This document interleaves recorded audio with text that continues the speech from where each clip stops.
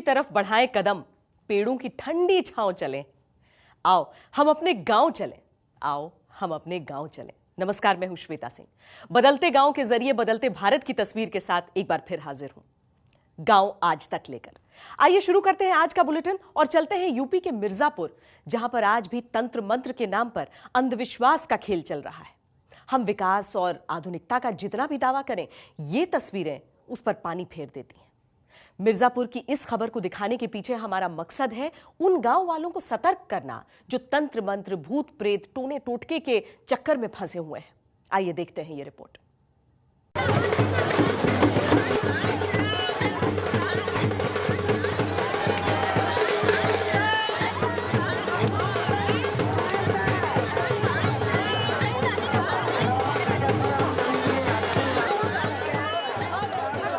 ये तस्वीरें डराने वाली हैं।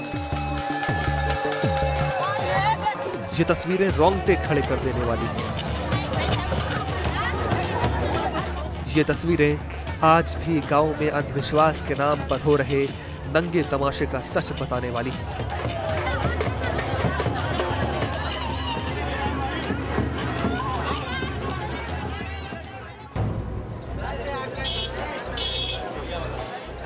ये तस्वीरें इस बात का सबूत हैं कि दुनिया भले ही मंगल पर पहुंच गई हो, लेकिन हिंदुस्तान के गांवों के कुछ लोग आज भी अमंगल से बचने के लिए भूत प्रेत, टोने टोटके के चक्कर में फंसे हुए हैं।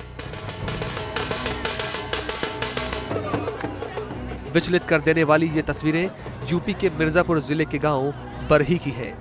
ये तस्वीरें इसलिए भी चौंकाने वाली हैं क्योंकि गांव में ये तमाशा पिछले करीब 300 सालों से चल रहा है। हर साल यहाँ पर भूतों का मेला लगता है। आसपास के गांवों से लोग बेचूबीर बाबा के दर पर भूत भगाने आते हैं। लगभग 300 वर्ष से मेला लग रहा है बेचूबीर बाबा का। पर जो लोग यहाँ आते हैं, जो मन्नतें मानते हैं अपने सच्चे दिल से, उनकी मन्नतें पूरा होती हैं। भूत प्रेत व्यवधान, पुत्र व्यवधान, रोग व्यवधान, ये सब व्यवधानों का निदान होता है इस दरबार में। बेचूबीर बाबा की समाधि पर आकर भूत प्रेत भगाने वालों की कमी नहीं है। यहाँ आने वाले लोगों की माने तो वो साल भर इस दिन का इंतजार करते हैं। मेले में आने वालों के लिए बाकायदा नियम है। भक्तों को पहले नदी में स्नान करना पड़ता है, फिर पुराने कपड़े को यहाँ पर छोड़कर वो भूत भगाने बेचूबीर बाबा की समाधि पर आते हैं और फिर शुरू होता है वो तमाशा जिसे देखकर कोई भी डर जाए। खुलेआम चल रहे अंधविश्वास के इस खेल में शामिल होने लोग दूर दूर से आते हैं। यहाँ पर 4 बेर आया, कुछ नहीं हुआ। 7 वर्ष ब्याह कैले हो गया। अभी इसका महिमा ये बाकी देखना है। अपने बाल बच्चे के लिए आस्था लेके आई हूँ। बाल बच्चे मेरे नहीं है, यहाँ पे आने से सब पूरा हो जाता है। मैं इसी आस्थे से आई हूँ यहाँ पे। यहाँ से आने से पहले मैंने बहुत कुछ सुना था बाबा के बारे में। यहाँ आने पे बाल बच्चे भी हो जाते हैं, सुनी गोदी उजाला भी हो जाती है और भूत पिचास भी जो होते हैं वो भी खत्म, दुख दारिद्र सब खत्म हो जाता है यहाँ आने पे। बेचूबीर बाबा को लेकर भक्तों की अपनी आस्था है, लेकिन विज्ञान की कसौटी पर यह सब कुछ एक तमाशा है। हैरानी की बात तो यह है कि सालों से चल रहे इस तमाशे के आयोजन में सरकारी मशीनरी भी शामिल है। धर्म के नाम पर चल रही इस अंधेर गर्दी के खिलाफ किसी में इतनी हिम्मत नहीं है कि वो इसे बंद करवाने की हिम्मत जुटा पाए। कुछ लोग वहाँ पर उनको मनोवृत्ति देखते हैं कि कुछ लोग ठीक हो रहे हैं। उस साइकोलॉजी ठीक तो होते नहीं हैं। देख लिए कि उनको झाड़ फूक कर दिया गया, ठीक हो गए और उस मानसिकता को अपना लेते कि हम भी ठीक हो गए। लेकिन वो एक टेम्पररी मानसिक उनको मानसिक एक रिलीफ मिलती है कि वो भी ठीक हो गए, हम भी ठीक हो गए और उसके बाद वहाँ से वो चले आते हैं। इस तरह उनका आना जाना बना रहता है। लेकिन 80% केसेस में देखा गया है, 90% कि उनके पीछे कोई हिडन बीमारी, मोस्टली 80% केसेस में साइकेट्रिक प्रॉब्लम्स होती है। विज्ञान के युग में अंधविश्वास की इन तस्वीरों को किसी भी कीमत पर मान्यता नहीं मिल सकती है। ऐसे में सवाल यह है कि आस्था के नाम पर हो रही इस अंधेर गर्दी को रोकने की कोशिश सरकारी अफसर क्यों नहीं करते? कैसे इस तरह के आयोजनों को सरकारी मंजूरी मिल जाती है? सुरेश कुमार सिंह, मिर्जापुर। एक तरफ हम चांद पर बसने की तैयारी कर रहे हैं, दूसरी तरफ इस तरह की तस्वीरें हमारे विकास के दावों पर बट्टा लगा रही हैं। हमें और आपको मिलकर इस बुराई को जड़ से खत्म करना है, क्योंकि भारत का विकास तब तक संभव नहीं है जब तक हमारे गांव इस तरह की दकियानूसी चीजों में फंसे रहेंगे। फिलहाल अगली खबर का रुख करते हैं जो झारखंड के गढ़वा जिले से आ रही है। यहां पर लगातार हाथियों के हमले बढ़ते जा रहे हैं। जंगली हाथियों ने यहां पर उग्र रूप धारण कर लिया है। हालत यह है कि हाथी न सिर्फ खेतों को तबाह कर रहे हैं बल्कि लोगों के घरों को भी ढेर कर दे रहे हैं।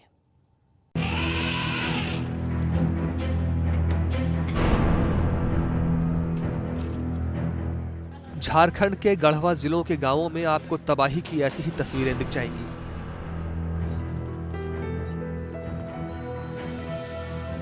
यहाँ पर करीब करीब हर गांव का यही हाल है। जंगली हाथी शाम होते ही गांव पर हमला बोल देते हैं। जंगली हाथियों का झुंड न सिर्फ गांव वालों का घर तोड़ रहा है बल्कि इनके खाने पीने के सामान को भी खा जा रहे हैं। हालत ये है कि जंगली हाथियों से प्रभावित गांवों में लोग दाने दाने के लिए तरस रहे हैं। सब टोटल घर दुरा देखते चावल चून सब खा गलन, भूखे मरतरी तो बर्बाद कर दिलन। तो का खाऊं, कुछ छोड़ ले, नीमक तक नहीं खन छोड़ ले। गांव वालों का आरोप है कि सरकार जंगली हाथियों को रोकने का कोई प्रयास नहीं कर रही है। यही वजह है कि दिन ब दिन गांव पर हाथियों के हमले तेज होते जा रहे हैं। हाथियों के डर से गांव के लोग शाम होते ही घर छोड़कर चले जाते हैं। मैं घर छोड़कर के जंगल में कोई रहता है, कोई बस्ती में रहता है। गांव वालों में जंगली हाथियों की दहशत इस कदर है कि लोग खेत में जाने से डर रहे हैं। दूसरी ओर वन विभाग का रोना है कि उनके पास स्टाफ नहीं है। हम लोगों ने रेंज अफसर को भेजा है। हमारे स्टाफ तो बहुत कम है, रेंज अफसर हैं और 2 स्टाफ है मात्र। तो उन लोग को भेजा है हमने साइट पे। उन लोग पता कर रहे हैं कि कितना डैमेज हुआ है। मिट्टी का तेल और पटाखे हम लोग बंटवा रहे हैं ताकि मसाल जला लें गांव वाले और आवाज़ करके उसको अपने गांव से दूर रखें। जंगली हाथियों से निपटने में वन विभाग ने हाथ खड़े कर दिए हैं। हाथियों पर नकेल नहीं कसने की वजह से वो बेकाबू होते जा रहे हैं। अगर जल्द इन हाथियों पर काबू नहीं पाया गया तो हाथियों के हमलों से और गांव तबाह हो सकते हैं। चंदन कश्यप, गढ़वा, आज तक। पूरे देश में मकर संक्रांति की धूम है। गांव में तो इस त्योहार के रंग देखते ही बनते हैं। आज के दिन बाजारों में जिस खास चीज की सबसे ज्यादा मांग है वो है तिलकुट। बिहार के गया में हर तरफ तिलकुट की दुकानें सजी हुई हैं। यहां लोग जमकर खरीदारी कर रहे हैं। गया में बने तिलकुट झारखंड, उत्तर प्रदेश, पश्चिम बंगाल, दिल्ली, महाराष्ट्र सहित पाकिस्तान, बांग्लादेश जैसे देशों में भेजे जाते हैं।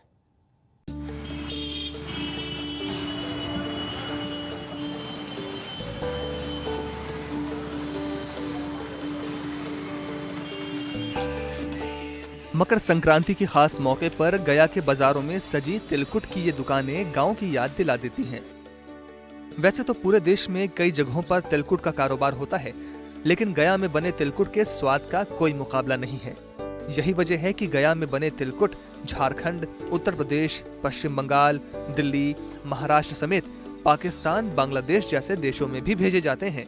तिलकुट जो है टेकारी का नाम ही है और डंगरा का, लेकिन गया का तिलकुट काफ़ी मशहूर है। पहले भी किताबों में आता था कि गया का कौन कौन सी मशहूर है, उसमें लिखा रहता था कि गया का तिलकुट मशहूर है। तो तिलकुट को इसलिए लोग सेवन करते हैं कि क्योंकि तिल का तासीर जो है, नेचर में जो तिल बनाया है उसको खाने से उसका तासीर गर्म होगा और पाचन क्रिया भी ठीक रखेगा। गया आने जाने वाले लोग यहाँ के तिलकुट का न सिर्फ स्वाद लेते हैं बल्कि इसे रिश्तेदारों के लिए भी ले जाते हैं। तिलकुट व्यवसाय से जुड़े लोग बताते हैं कि तिल और चीनी से तिलकुट का निर्माण बहुत ही सावधानी से किया जाता है। एक तय मात्रा में तिल और चीनी के मिश्रण को कोयले की आग पर मिलाया जाता है, फिर उसे एक तय समूह तक कूटते हैं। इसके बाद तैयार होता है लजीज तिलकुट। पहले धानी होता है, फिर मतलब कि पट्टी चढ़ाता है, फिर चाशनी होता है, मतलब कि सब कुछ मिला जुला के मतलब तिलकुट कुटाया जाता है। कितना देर लगता है एक तिलकुट तैयार करने? एक तिलकुट कूटने में मतलब कि समय एक मिनट में 3 तिलकुट कुटाता है। गांव में इस तिलकुट की बहुत डिमांड है। मकर संक्रांति के दिन लोग तिलकुट को खाते हैं। आज भी ये तिलकुट शहरों में हमारी ग्रामीण संस्कृति की पहचान बना हुआ है। सुजीत कुमार झा, गया, आज तक।